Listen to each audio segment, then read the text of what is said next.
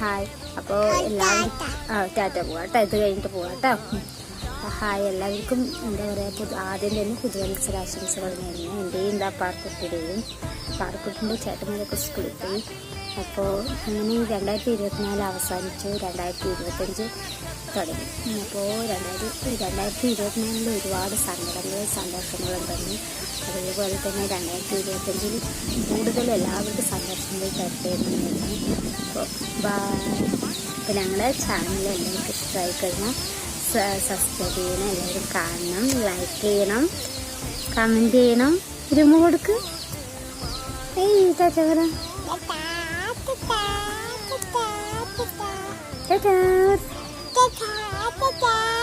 എല്ലാവർക്കും ഒരിക്കൽ കൂടി ഞങ്ങളുടെ പുതുവത്സരാശംസകൾ നേരുന്നു. ബൈ.